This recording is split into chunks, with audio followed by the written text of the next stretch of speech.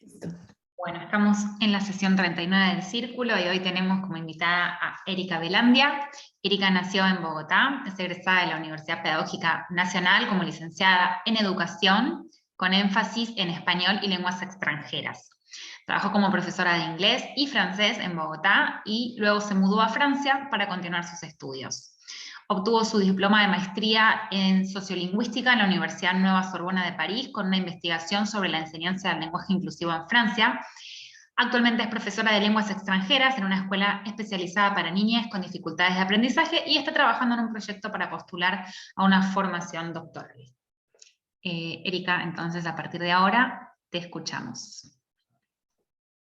Hola a todas. Ay, me puse nerviosa un poquito.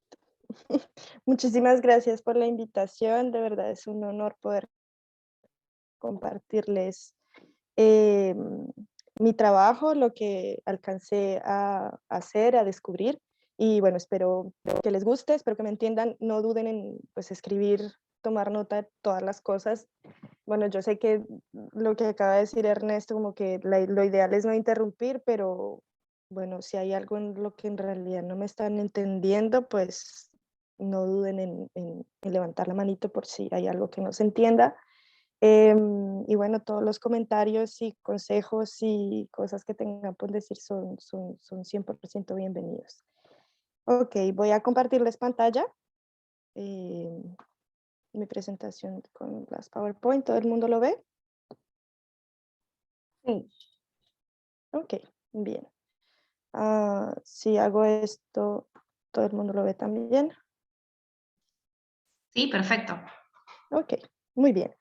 Bueno, entonces, este fue el título que yo le di a la investigación, la enseñanza del lenguaje inclusivo en Francia, entre la resistencia y la estandarización. Entonces, para comenzar, bueno, antes que nada, quiero explicar por qué lo llamo lenguaje inclusivo. Bueno, hay varias cosas. Aquí se le llama lenguaje inclusivo, escritura inclusiva, escritura femenina o feminización del lenguaje,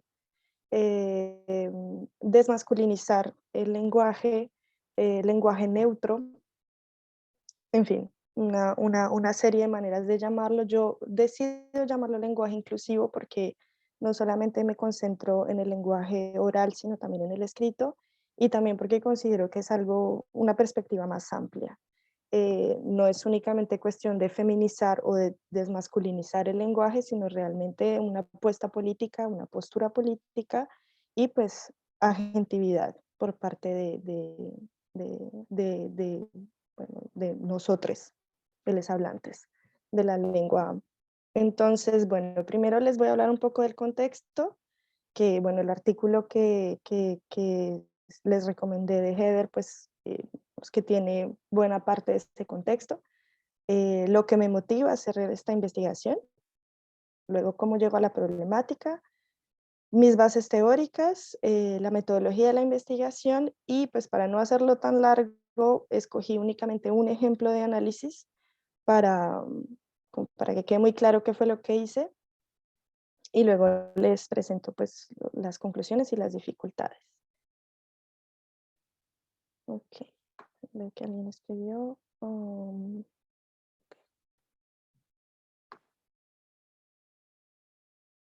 Ok, entonces, para entender un poco el contexto, como lo vieron en el artículo, es un tema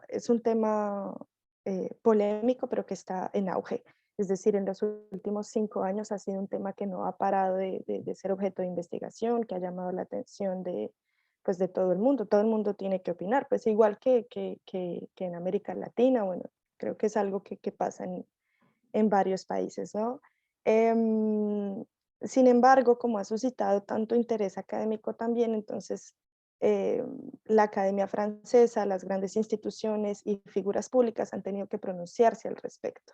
Hace unos años el lenguaje inclusivo fue calificado como peligro mortal para la lengua francesa y el ministro de Educación, Jean-Michel Blanquer, lo prohibió. Digamos que no todo, pero prohibió algunas de sus formas, algunos de sus usos.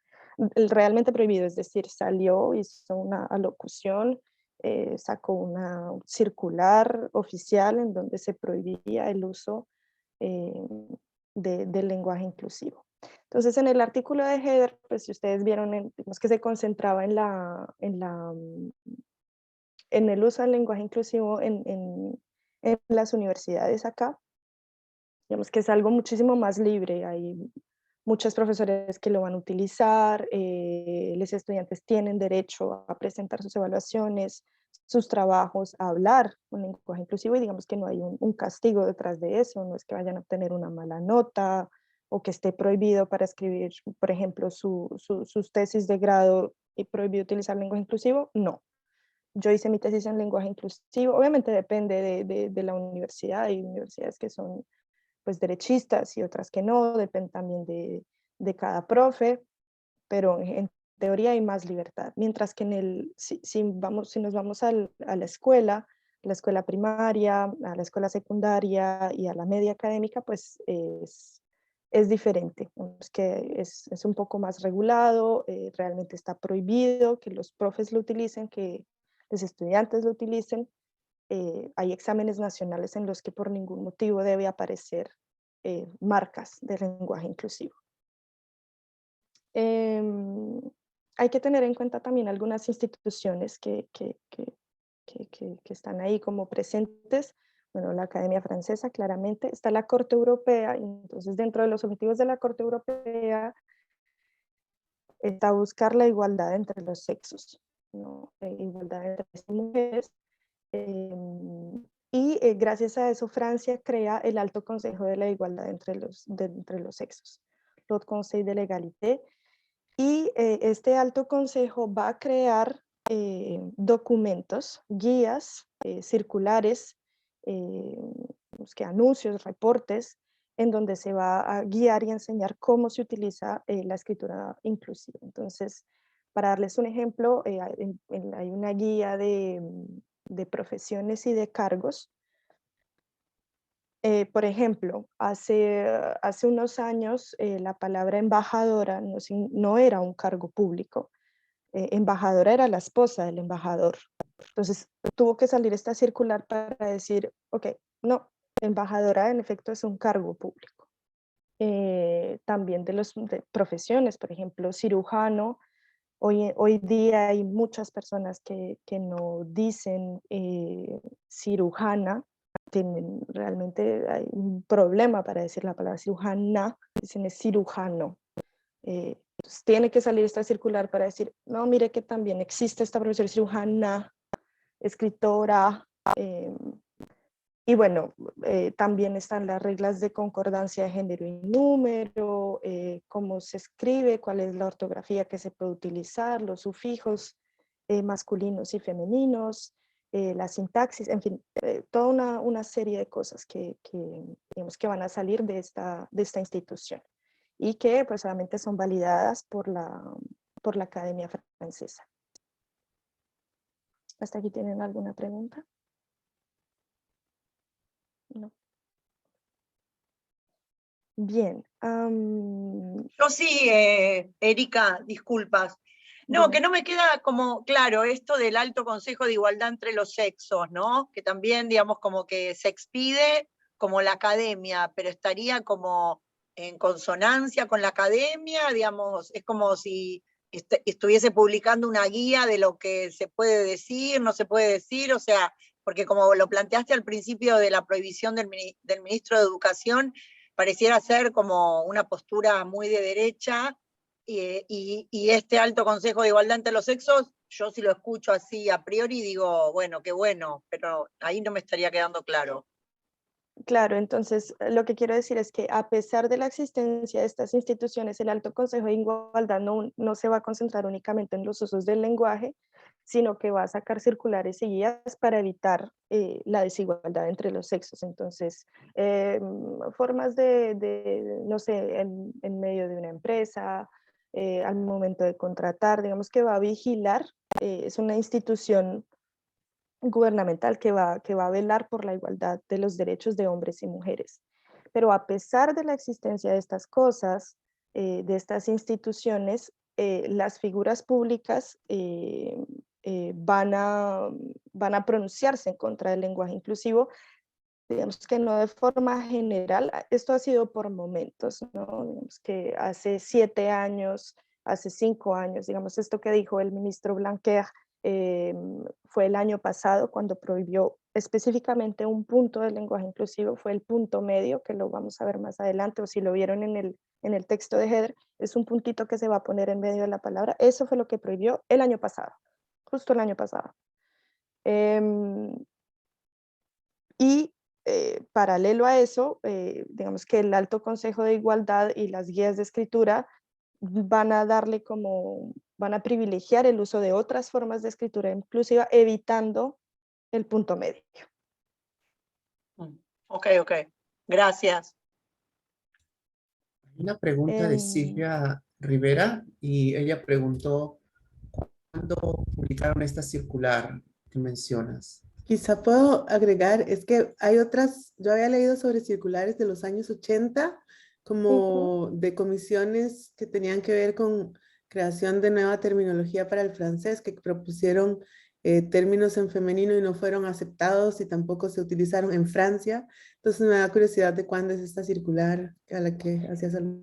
En realidad no hago referencia a una circular en particular, han sido circulares que han salido desde hace mucho tiempo, es que la más grande salió más o menos como en el 2000 y ha estado cambiándose, ha estado evolucionando. No significa que todo el mundo utilice estas propuestas de profesiones y de cargos, lo que les digo, a pesar de que en la última lista esté embajadora, cirujana, escritora, la gente, digamos que la mayoría va a tener una resistencia hacia el uso y va a continuar diciendo cirujano, escritor, poeta. El poeta en francés es masculino, poète, a pesar de que exista la posibilidad de decir poetess, poeta mujer. Está dentro de la lista, pero es que no significa que se utilice. Y ha estado evolucionando todo el tiempo.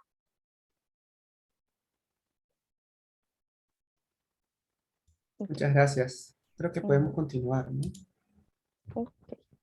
Bueno, entonces aquí yo copié el cuadrito que encontraron en el artículo como para detenerme un poco lo que les decía. Entonces, la palabra estudiante, digamos que la raíz de la palabra va a ser hasta la T, luego para ponerlo en plural se le agrega S, sería entonces masculino, pero en escritura inclusiva le vamos a poner o un guión o un punto. Acá está el tercero, es el punto medio, el point médian, que ese es el que realmente molesta a mucha gente, que no, porque es difícil de leer, que pobrecitos los niños, ellos no van a entender, cualquier cantidad de argumentos. Este que está con mayúscula, quiero detenerme acá porque este es no binario. Este tiene un uso y tiene una intención no binaria. Y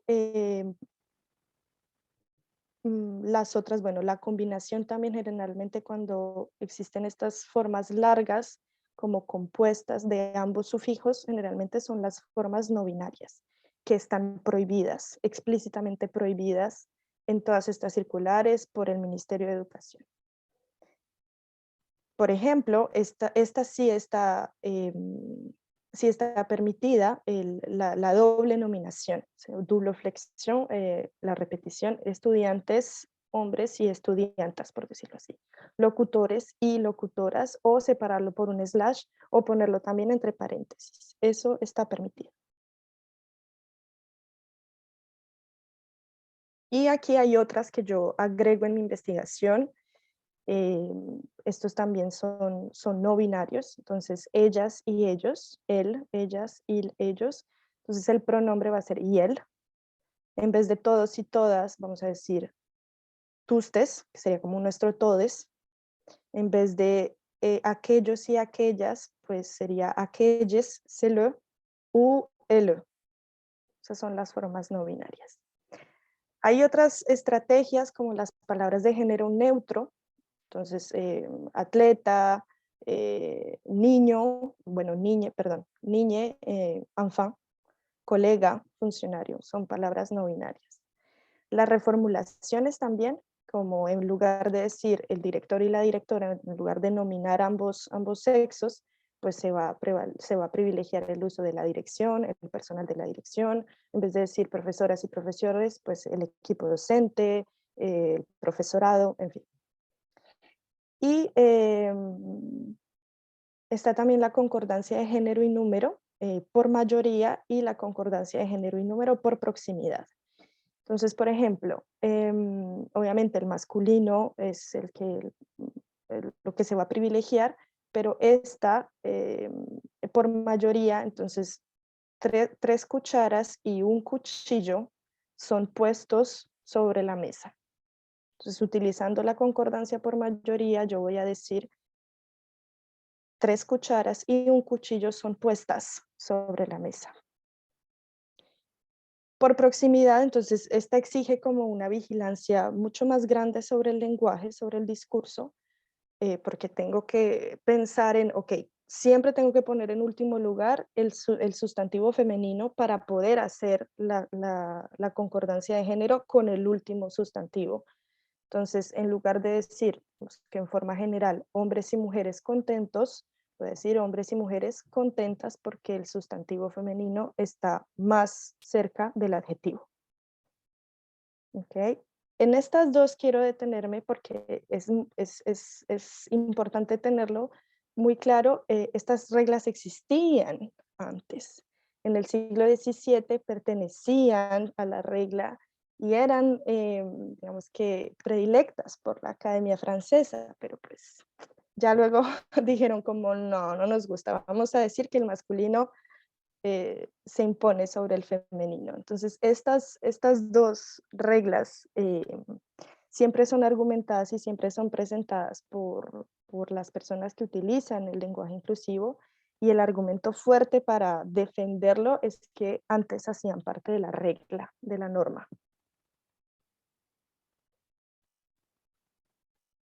Y bueno, entonces les quiero contar cómo llego a la problemática, digamos que las motivaciones. Entonces, durante el primer año de maestría, yo me dediqué a hacer un estado del arte de cómo era la cosa del lenguaje inclusivo en las escuelas.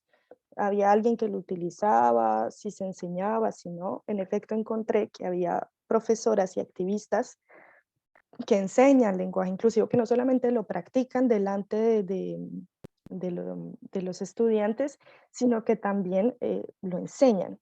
Que en ciertas, cuando enseñan los sufijos de los adjetivos, cuando enseñan estas reglas de concordancia, enseñan el lenguaje inclusivo. Entonces, pues propongo para la tesis de grado documentar y digamos que estas prácticas, estos usos del lenguaje, pero también analizar el discurso que hay detrás de estas prácticas, cómo se deciden estas profes utilizar qué formas, qué estrategias de lenguaje inclusivo, por qué estas y por qué no otras, y cómo los ponen, cómo se lleva a cabo esta enseñanza, esta transmisión didácticamente, cómo lo hace.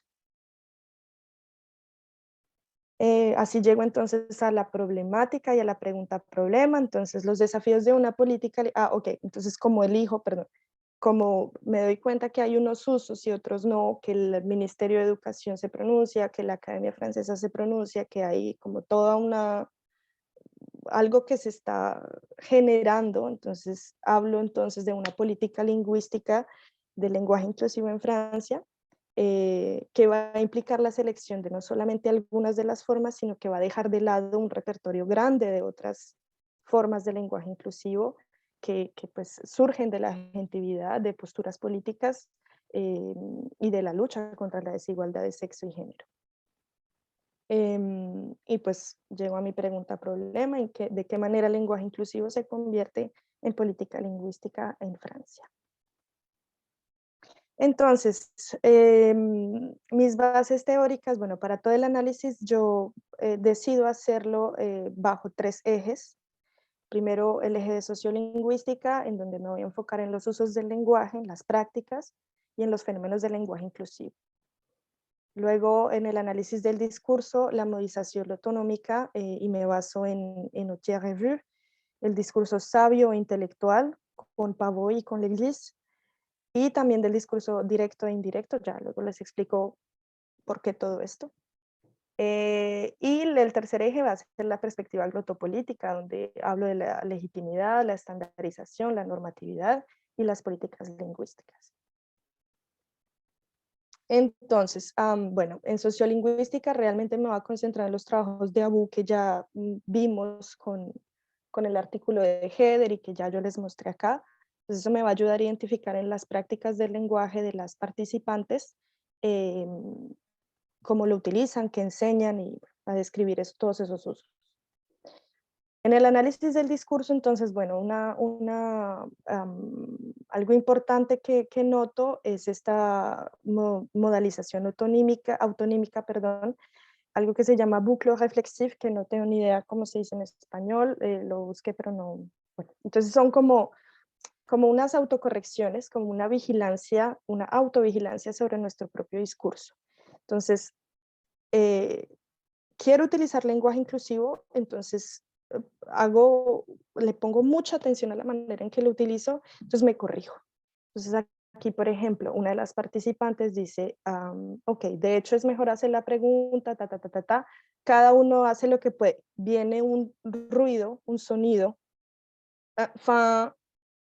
y se corrige, que cada uno y cada una hace lo que puede. Eso está presente, muy presente en las cuatro participantes, perdón. También está el metadiscurso, entonces está todo este discurso intelectual, el uso del metalenguaje, entonces para explicar los usos y las formas, entonces es un discurso bien intelectual y que luego vamos a ver que es una especie de jerarquía, ¿no? Entonces de autoridad y de la persona que no sabe, que se encuentra frente a la persona que sí sabe, como estos usos sí, estos usos no, como, bueno, eso lo voy a explicar ahorita mejor con los ejemplos. Y bueno, en la perspectiva glotopolítica, pues bueno, utilizo a Verten, utilizo a Bourdieu,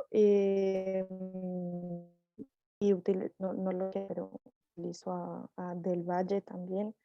Entonces, en la legitimidad lo que consideramos como oficial, entonces vamos a utilizar ese discurso de que ya existe, que ya la academia lo recoge, lo acepta, que el Alto Consejo de la Igualdad lo propone, que hay una guía, que hay una circular, lo digo, toda esta institucionalidad va a otorgarle legitimidad a los usos. Entonces, las instituciones como autoridad es lo que finalmente va a darle el peso a los argumentos y a los usos del lenguaje inclusivo.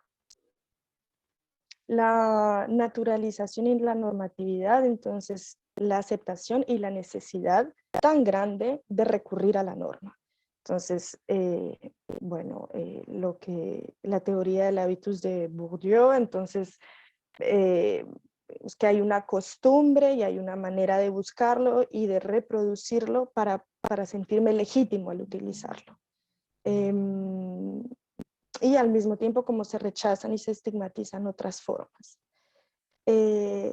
Surge entonces también el poder de la variedad estándar y sus estrategias para prevalecer. Entonces, la variedad estándar tiene que subsistir.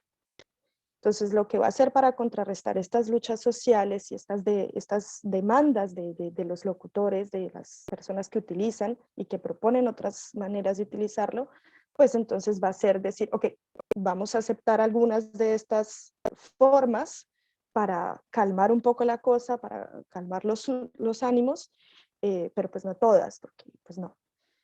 Y finalmente, pues en políticas lingüísticas, como esta variedad estándar, entonces, ok, va a aceptar estas formas y al mismo tiempo su objetivo va a continuar siendo la homogeneización, bueno, homogeneizar los usos del lenguaje dentro del territorio nacional, por decirlo así, ¿no? Porque pues, el lenguaje inclusivo aquí en Francia que es uno, pero si lo comparamos con Canadá, pues va a ser otro, en fin. Cambia. según las políticas también, las políticas de Estado. Entonces, metodológicamente, pues bueno, fue una investigación cualitativa que dividí en 3 etapas. Lo primero fue constituir el corpus, hacer el trabajo de campo. Luego decidí identificar los marcadores discursivos y luego los argumentos pues de las participantes, ¿no? Para poder llevar a cabo el análisis en los 3 ejes que me propuse. Entonces, el corpus de las participantes, bueno, hubo entrevistas semidirigidas, hubo grabaciones de esas entrevistas, hubo diarios de campo, hubo observaciones de prácticas pedagógicas. Entonces, bueno, para hablarles un poco de las participantes, esta era una profesora, Cécile Ropito, que trabaja en una escuela primaria en Dijon, con estudiantes, bueno, en esa época eran estudiantes de quinto de primaria, más o menos.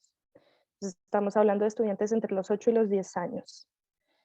Entonces ella era una de las participantes, es una profesora militante feminista que lleva mucho tiempo en el sector público, que dentro de su labor docente siempre ha habido esta lucha contra la desigualdad de género, y ha hecho muchos proyectos y ha participado en muchas cosas para llevar a cabo talleres en su escuela, debates, en fin, es una militante.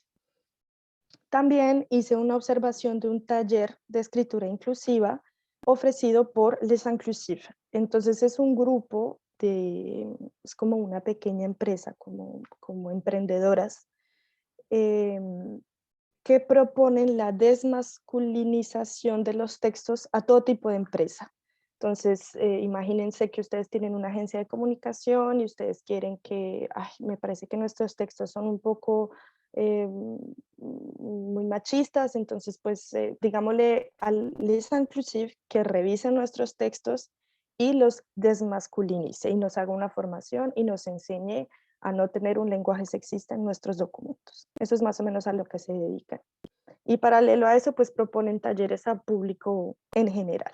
Entonces yo asistí a uno de sus talleres, son 3 mujeres que también son militantes, una es abogada, la otra es profesora, y la otra se dedica a estudios de literatura, pero se encuentran como en este medio militante y deciden hacer como esta propuesta de Les Inclusifs.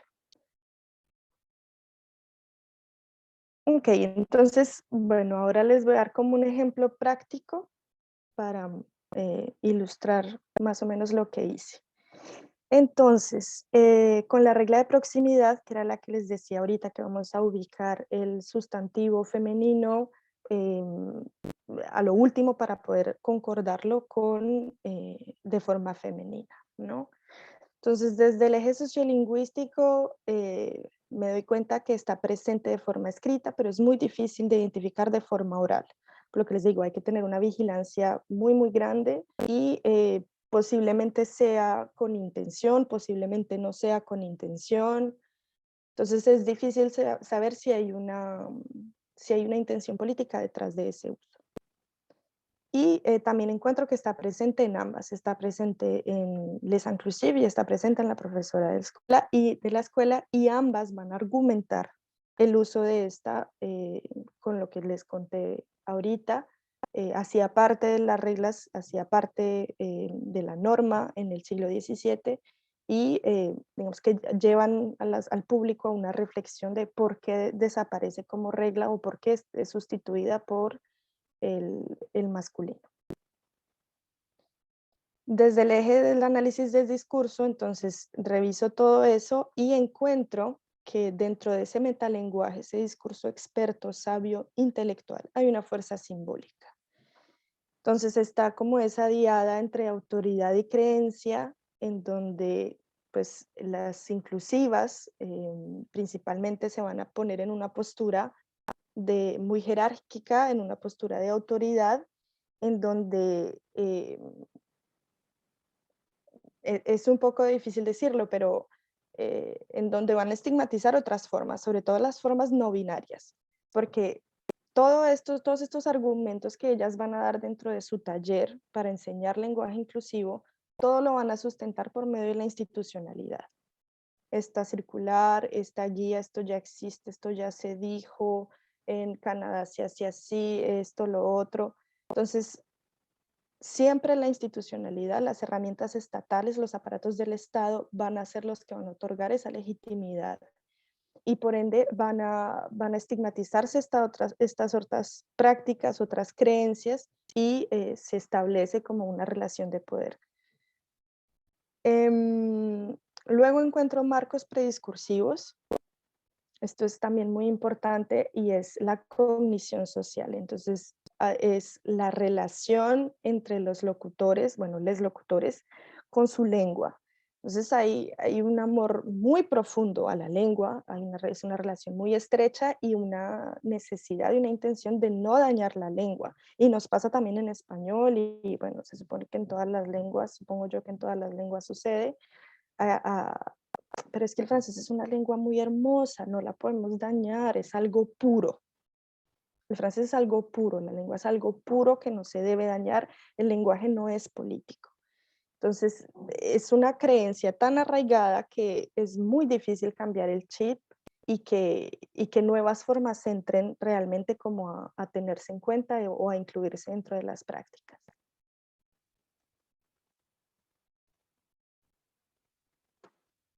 Ok, y bueno, desde el eje glotopolítico, lo que les decía, entonces, bueno, también está el discurso nostálgico, lo que les decía, algo preciado, algo puro, la relación constante con el latín también para darle legitimidad. Entonces el latín va a ser una matriz, va a funcionar como una matriz ideológica. Entonces, no, pero es que nuestra lengua viene del latín, este uso femenino viene del latín, y eso va a ser un argumento también para decir que lo que es puro es bueno, que lo que es del latín es puro, por ende es bueno, por ende es correcto, por ende es legítimo. Es que es toda esa cadena de funcionamiento para aceptar los usos del lenguaje. Lo que les decía, la constante, recurrir constantemente a la norma y naturalizar la norma, la manera en que está naturalizada.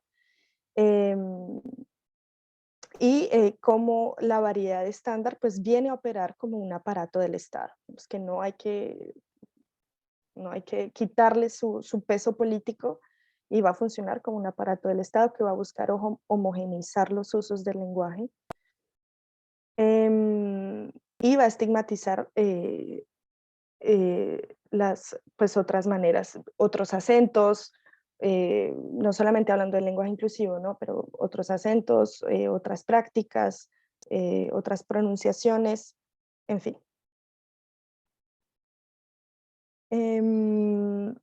Y bueno, ahora con las conclusiones, bueno, también un poco largo. Entonces está como esta diada entre lo experto y lo profano, ¿no? Entonces la figura de autoridad de yo sé, yo conozco la regla, yo conozco la institución y lo resto es profano. Entonces asumir un etos de expertas, como en las inclusivas o como le puede pasar a cualquier otra persona que intente enseñar lenguaje inclusivo, asumir este etos de experticia supone una toma de posición de poder que me parece problemática.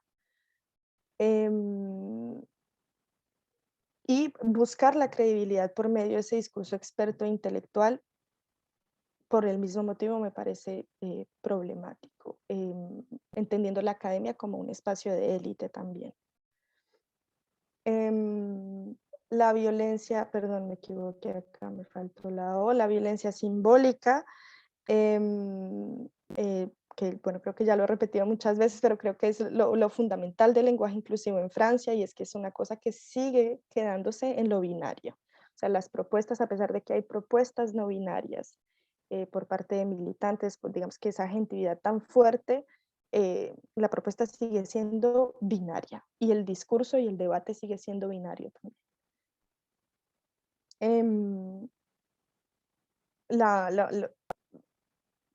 Digamos que el debate entre todo esto en que es entender que el lenguaje inclusivo surge como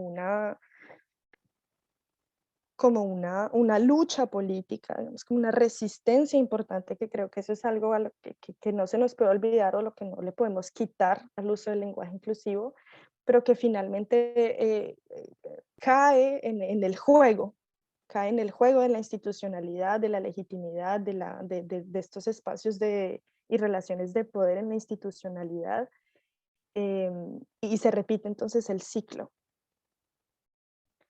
Eh, vamos a continuar reproduciendo discursos opresores.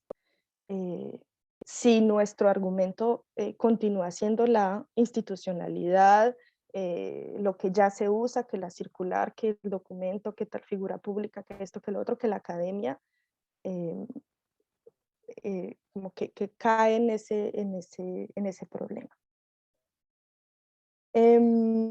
Algo muy importante también es la importancia de llevar este debate a las escuelas. La experiencia con los niños de quinto de primaria a mí me dejó realmente sin palabras. Era escuchar niños de 9 años, entre 8 y 10 años, preguntándole a la profesora, eh, profesora, pero ¿por qué cambió la regla de la proximidad? Cuando yo les contaba toda esta historia de que en el siglo XVII sí existía, que esto, que lo otro, cuando los llevaba a reflexionar, como, pero ¿a ustedes les parece justo que si hay 60 señoras y un perro, entonces tengamos que hacer la concordancia de género con el perro y no con las 60 señoras? Y los niños pensaban, y entonces un niño levanta la mano y dice, madama, me parece muy injusto. De hecho, la semana pasada estábamos hablando precisamente sobre la igualdad entre los niños y las niñas, y pues no me parece que tenga sentido. ¿Por qué pasa eso?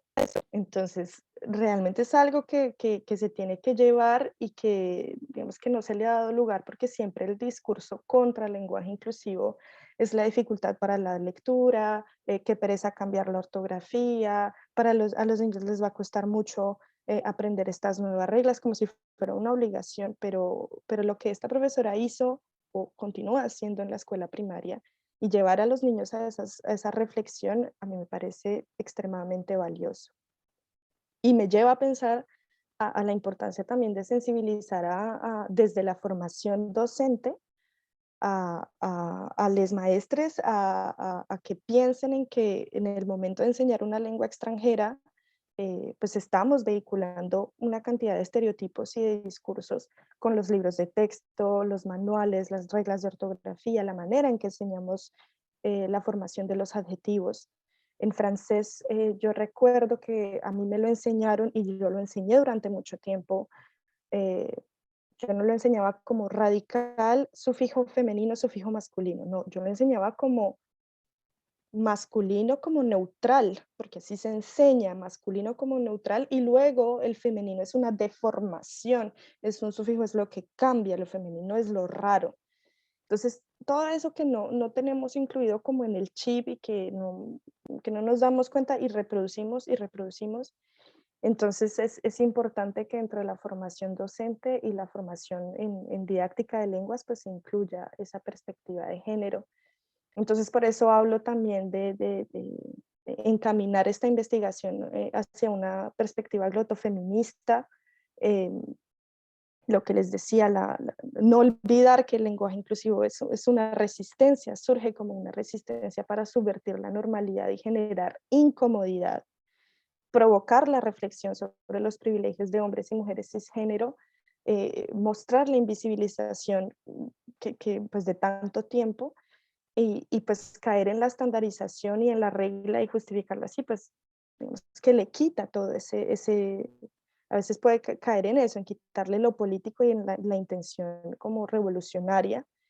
Em, digamos, estas propuestas también lo que yo les mostraba de utilizar el lenguaje neutro o las reformulaciones que en vez de decir la directora y el director, entonces la dirección, el equipo pedagógico, pues le quita toda la intención de incomodar, o sea, es correcto, claro que sí, todo el mundo me va a entender, pero nadie se va a dar cuenta que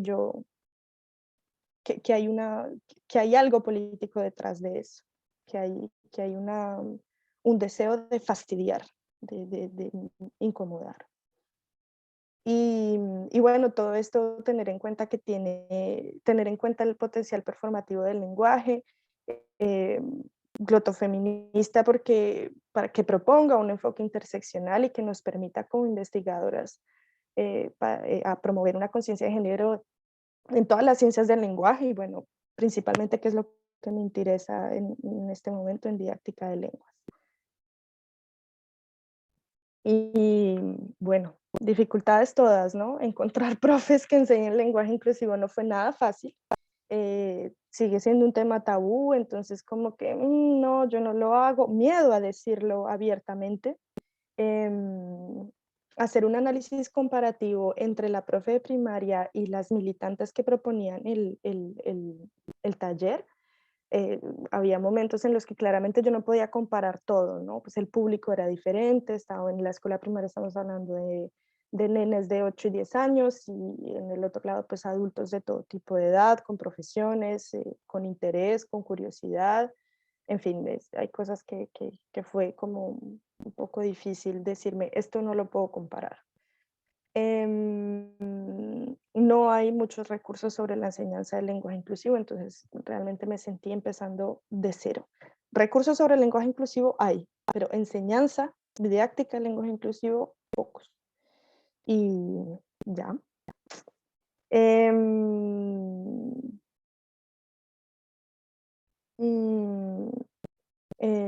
Esta se me corrió la... Ok, no, olvídenlo.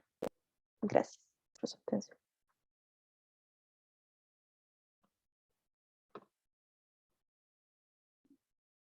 Muchas gracias, Erika. Súper interesante escucharte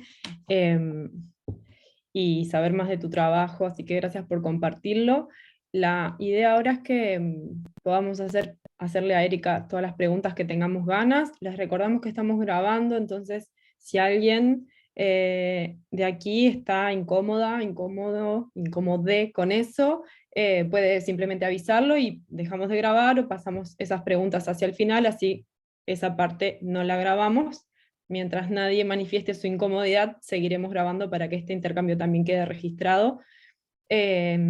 Así que bueno, si tienen preguntas pueden tomar la palabra.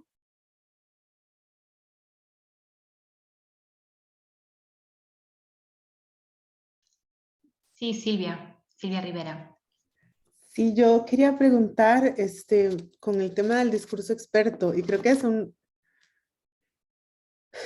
un tema muy confuso, muy complicado en realidad, porque hay muchos espacios donde el discurso experto es lo que se espera y casi que la única manera de autorizarse. O sea, pienso como, por ejemplo, en nuestros propios espacios académicos, en donde somos de lingüística y tal vez estamos en instituciones donde hay un gran componente patriarcal y queremos hacer y tenemos que hacer un esfuerzo político para posicionar ciertos temas, y entonces tenemos que buscar estas salidas, esos lugares donde podemos abrir espacios. Y, o sea, porque está entre la parte de incomodidad, de incomodar y que queremos generar incomodidad, y la otra parte donde queremos generar tal vez espacios de diálogo. Bueno, por lo menos para mí desde la experiencia un poco era como el tema de la política lingüística en la universidad donde estaba, era cómo generar espacios donde podamos abrir diálogo y reflexión para traer otros temas feministas. Pero entonces entre las expertas y la maestra un poco me surge la curiosidad, ¿cómo pensás vos que podemos escapar de este discurso tan experto, verdad? ¿Cómo podemos, qué has pensado que podríamos hacer, por ejemplo, si en Indisciplinadas damos un taller?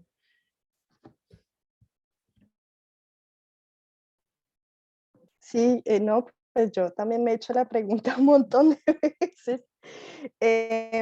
Yo creo que todo está en la forma en que se presenten estos usos. Yo creo que es muy importante recalcar, si es necesario, 1000 veces en que todos los usos son bienvenidos, que es una elección, que es una opción, que es una decisión política y que no es una obligación. Podemos presentarlo como estas son las formas que más se utilizan, estos son los argumentos contra, este no se usa tanto, esto no sé qué, pero dejarle claro a todas las personas que participen, a la gente que es su elección utilizarlo y que pues su voluntad política va a decidir cómo, bueno, qué estrategias, qué fenómenos utilizan y cuáles no.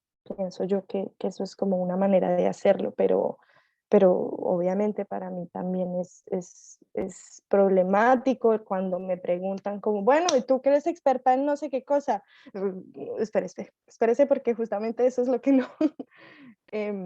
claro, no hay que negar que hay un bagaje y una experticia detrás, pero sí creo que también es una obligación nuestra intentar salirnos un poco de esa relación de poder y de esa relación jerárquica que se establece inmediatamente cuando te consideras tú como la experta en algo.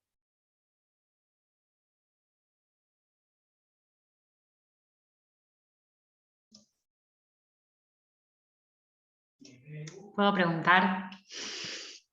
No, en realidad es un comentario. Después hago una pregunta al final cuando las demás personas ya pregunten, pero que se me ocurre en este caso, que si bien nosotras somos expertas en nuestros conocimientos técnicos, digamos, del lenguaje, en realidad los hablantes también son expertos. Entonces, en algún punto, una buena forma sería descentrarnos o tratar de pensar pluriversalistamente y que haya diferentes centros y que nuestros conocimientos le den lugar en realidad, guíen los conocimientos de los hablantes, las intuiciones que tienen, es decir, partir desde la pregunta, porque si no, ¿qué termina pasando? Lo que hacen las inclusivas, que al fin de cuentas, ¿qué están haciendo? Están reproduciendo, es un discurso completamente conservador, no solo en cuanto a la lengua, sino en cuanto al género, es decir, lo que hacen ellas es básicamente hacer todo lo que se supone que el feminismo no hace. Creo yo, porque en algún punto lo que están diciendo es, hay que hablar así, yo tengo razón, vos no, hay dos géneros, el lenguaje no binario no es lenguaje inclusivo, entonces me parece que ese tipo de iniciativas que tienen un fin, que también lo podemos discutir, que es ganar plata, y para el feminismo está muy bien ganar plata, digamos, pero que ese fin termina siendo contrafeminista de alguna forma. Entonces, no sé, se me ocurre, no sé si vos viste esto, por ejemplo, en La Maestra, si se hacía eso al habilitar debate, Erika, si hacía eso de preguntarle a los estudiantes qué es lo que piensan, lo que Sí, hacen. no, justamente todo esto surge más con Les Inclusives, con la profesora, es diferente, por eso es que hay cosas que no se puede comparar, digamos que la figura de maestra en una escuela primaria, pues a ver, los nenes no tienen un chance de nada, o sea, ellos pueden participar y su opinión y todo eso, pero digamos que esa figura de autoridad no tiene lugar a debatirse en una escuela primaria, es muy complicado por la edad, por todo, o sea, cómo es ¿cómo se dice? Cómo es la escuela acá, cómo funciona la escuela también en Francia, que es una escuela extremadamente tradicional, o sea, es que eso, por eso no lo comparé, pero con Les Inclusives sí sucede eso, y además lo que tú mencionas, todo el tiempo esto a mí me hace pensar en el feminismo blanco. Es extremadamente blanco, es extremadamente occidental, entonces todas estas prácticas, digamos que ellas son tres militantes que se encuentran entre amigas y deciden hacer esto y esta propuesta y lo que sea, pero es que no ganen mucho dinero, no lo creo porque siguen siendo algo pequeño, pero sí hay una agencia de comunicación que se llama Mocle. Oh, esos sí son.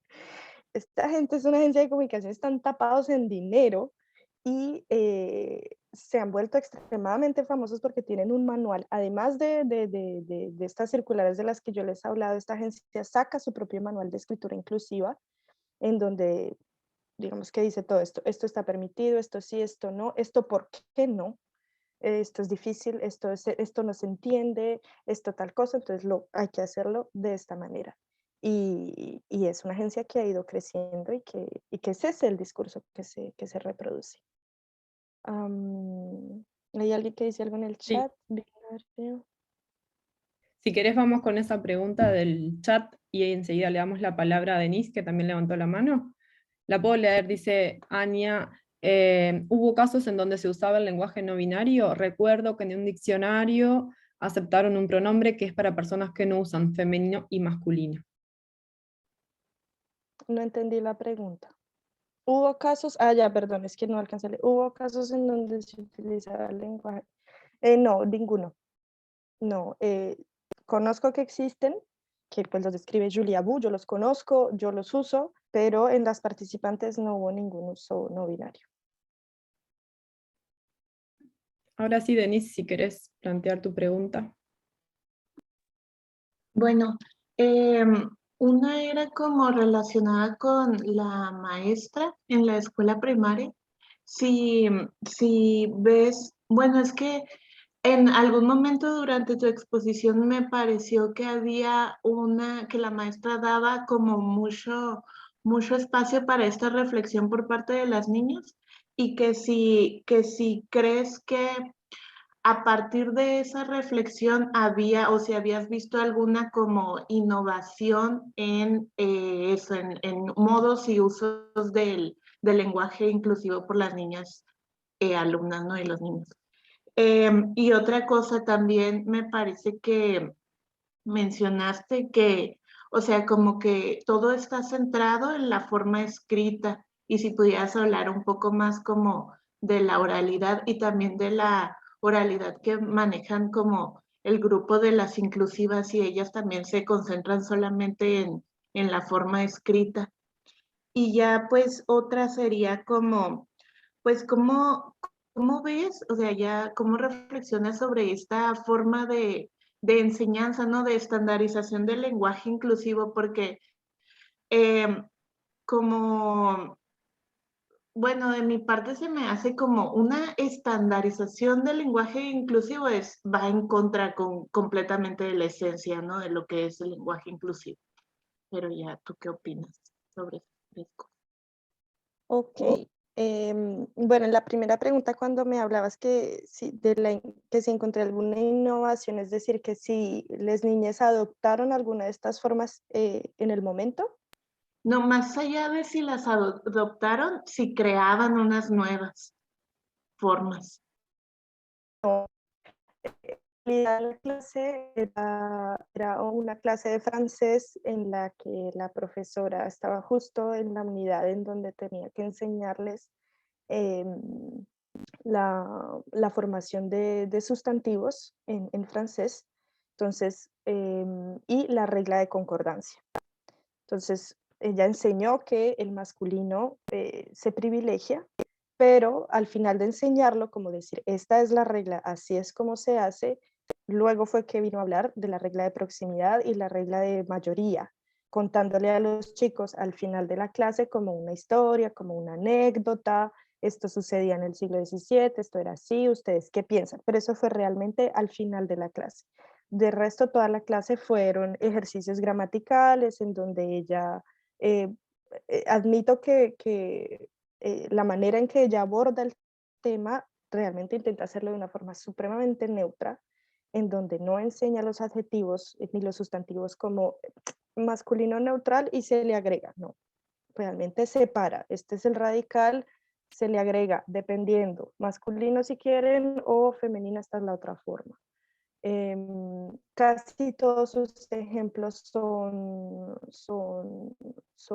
no tienen nada que ver con género, son objetos generalmente, entonces nunca pone ningún tipo de rol, no asigna ningún rol de género a nada, a ninguna profesión, entonces es muy chévere como lo hizo, haberla visto fue muy interesante.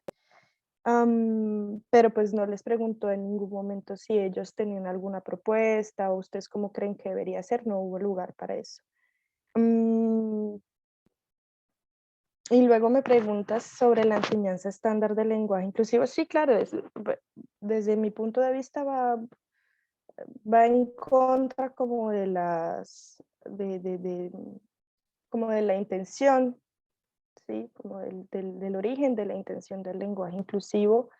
Es un poco difícil el debate porque pues al mismo tiempo queremos lograr una visibilidad en todas las esferas, en la esfera pública, laboral, académica, y que eso lo podemos lograr por medio de las instituciones, pero al mismo tiempo pues como que caemos en ese juego y al ser una cosa estándar y una cosa bajo la regla, pues le quita como esa intención revolucionaria, como esa intención de subvertir.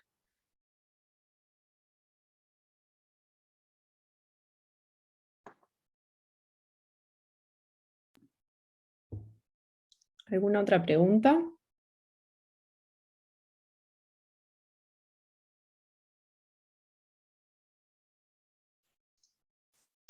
Yo tengo más preguntas, pero por favor, Victoria. Sí. Yo tengo algún comentario también, pero no quería, o sea, prefería que circulara, pero bueno, si nadie se tira al agua, quizás incluso vaya un poco de la mano con esto último que vos mencionabas, Erika, entre la intención más política del uso del lenguaje inclusivo y cómo esto después termina poniéndose en práctica en algunos espacios que parecen como alejarse de esta intención de incomodar o de, ¿no? y llevarlo a una cosa más estandarizada. Algo no sé si son preguntas, pero más comentarios como para que intercambiar. Me gustó mucho esto que decías de enfatizar en que todos los usos son bienvenidos porque es una cuestión política, ¿no? Y no técnica, podríamos decir. Y eso me parece que nos pone a nosotros en el desafío de, por ejemplo, en este caso, en el caso que se mencionaba de si tenemos que dar un taller o lo que fuera, desde qué lugar nos paramos. No sé, a mí me han invitado a dar talleres y he dicho que no. Y otras veces he dicho, ok, pero no doy un taller de cómo usar lenguaje inclusivo, sino que puedo dar un taller de qué es el lenguaje inclusivo, cómo surge, en base a qué preocupaciones y qué dimensiones del lenguaje podríamos pensar desde una perspectiva de género. No digo que eso sea mejor que dar un taller, digo que para mí fue incómodo siempre que me lo propusieron, por eso algunas veces dije que no y otras veces dije esto otro, ¿no? Como les comparto acá mis incomodidades. Entonces es como una incomodidad que también está, es como que está de los dos lados, ¿no? Pero en nuestro lugar también, o sea, eso me parece interesante. Y que a veces las iniciativas no sé si siempre tienen la intención de incomodar, a veces solamente pretenden visibilizar y no sé si es lo mismo, no sé qué les parece a ustedes, ¿no? Creo que por lo menos en el caso de Uruguay, si miramos algunas propuestas institucionales que tienen mucho esta intención de estandarizar, ¿no? Que quizás no era la intención primera del lenguaje inclusivo, pero que bueno, las instituciones son instituciones del Estado, entonces lo que hacen es eso. Como muchos se proponen visibilizar, ¿no? Nunca se plantean incomodar. Entonces, esa línea de reflexión. Y por otro lado, me pareció interesante esto que decías del purismo, ¿no? En una parte de tu presentación, porque yo pienso que quizás para el español, o sea, evidentemente la ideología purista, ¿no? La ideología lingüística social, el purismo, está atravesando el debate sobre el lenguaje inclusivo, pero la discusión se ha centrado más bien en la norma o recurren al argumento del purismo quienes están en contra del lenguaje inclusivo, pero no quienes están a favor. Es decir, yo no recuerdo haber escuchado para el español que recurrir a un argumento purista sea una estrategia que utilizan quienes defienden el lenguaje o promueven el lenguaje inclusivo. Y me parece re interesante esto que pasa para el francés, y a la vez como preocupante también, porque de nuevo, o sea, no estamos defendiendo quizás una forma u otra, sino justamente esta idea de que el lenguaje no es esta cosa pura que no podemos tocar, sino algo de lo que todas nos tenemos que apropiar. Entonces me parece como ahí una tensión interesante y que surja en el francés como para estar atentas también en el español a ver qué pasa con esto. Bueno, esos eran mis comentarios. Sí, a mí también me llamó mucho la atención porque, exacto, digamos que todo esto de la y generalmente era lo que se utiliza para contradecir estos usos, pero cuando escucho yo a les inclusifs que utilizan estos mismos argumentos, pero pues, a favor, entonces dan estos ejemplos como, por ejemplo, la palabra atleta, la palabra poeta, la palabra no sé qué, surgen del latín. Miren cómo era en latín, ¿se dan cuenta? Es neutro, y lo neutro es bueno, y lo neutro es puro, y lo neutro es correcto, y entonces sí, para mí fue igual de sorprendente escuchar, escuchar todos estos argumentos y cómo, y la reacción de las personas que estaban ahí, como, claro, tomando nota, porque eso pesa, esos argumentos pesan. Cambia el rostro, cambia la cara, cambia como, esto sí lo acepto, esto tiene sentido para mí. La naturalización, ese hábitus de verdad de la norma tan presente, fue increíble.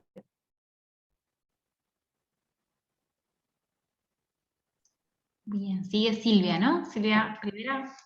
Sí, bueno, y ahora quiero agregar a lo que venía diciendo Victoria bueno, el tema del purismo. En español creo que es interesante algunos manuales de Susana Guerrero Salazar, en los que empieza a ver como por qué el lenguaje inclusivo no está contrariando la norma de la RAE o por qué lo sigue. Creo que en el manual de la Universidad de Málaga y el manual de la Universidad de, uy, se me olvidó el otro, Jaén.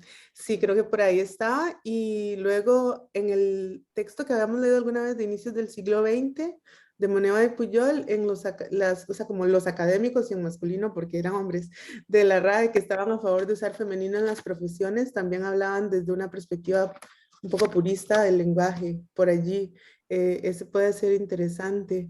Y sí, yo también tenía esta pregunta sobre la intervención original, como esta idea que para mí ha sido muy problemática también con el lenguaje inclusivo, porque, o sea, es como nosotras desde el feminismo desearíamos que la gente tenga como una misma intención, pero también hay usos políticos completamente para campaña electoral, por ejemplo, que fue como en los años 90 se empezó a hacer más popular la reduplicación en Costa Rica, y otros casos similares. Y luego lo otro es como que me parece como un reto muy grande, o sea, es como esta contextualización que tenemos que hacer siempre en los espacios, porque si yo, o sea, yo también cuando he dado talleres, nunca he logrado dar un taller en el que tengo que decir cómo se hace, siempre han sido talleres o charlas sobre qué es y lo político del lenguaje y cuando me preguntan por cosas, ahí sí es como momentos muy incómodos cuando estábamos trabajando con revistas científicas y yo tenía como que poner algunos espacios en los que decía, obviamente todas las formas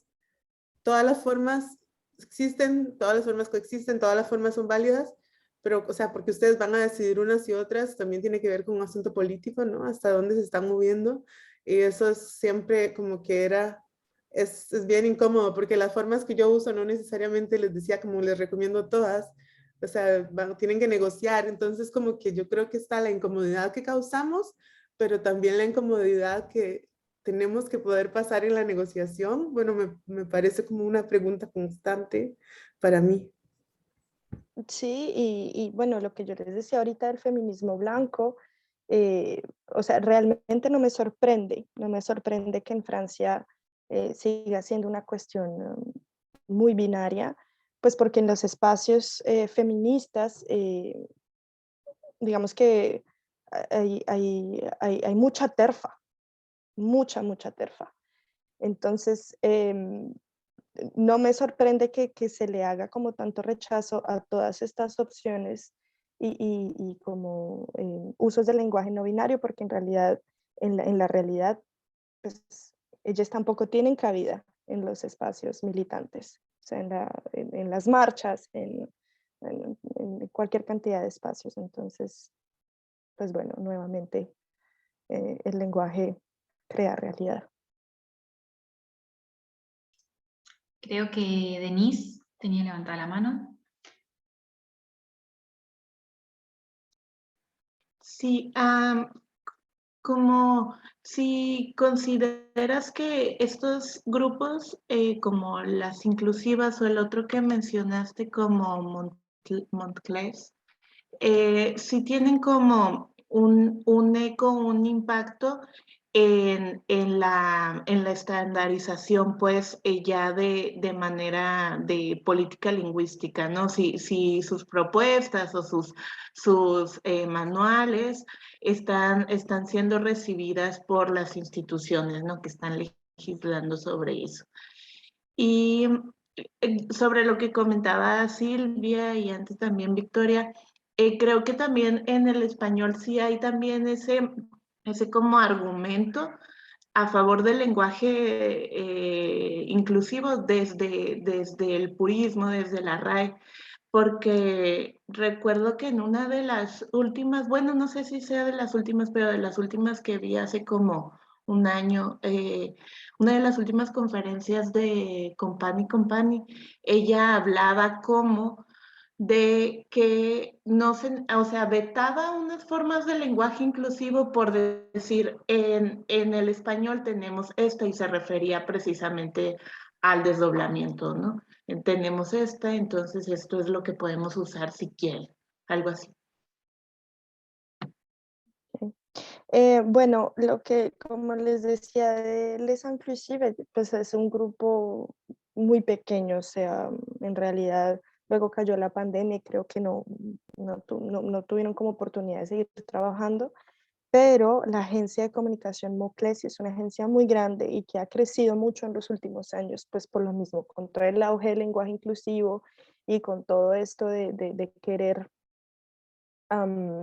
de querer mostrar como avance o como inclusión, porque Francia es un país muy de mostrar, de mostrar inclusión, incluso si en realidad no sucede.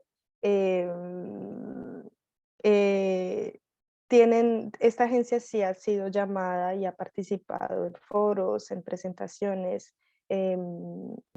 Sí ha tenido un impacto importante, muy, muy importante. O sea, no es extremadamente famosa, pero, o sea, no es el Alto Consejo de la Igualdad, por ejemplo, no es igual de importante, pero sí se ha vuelto importante.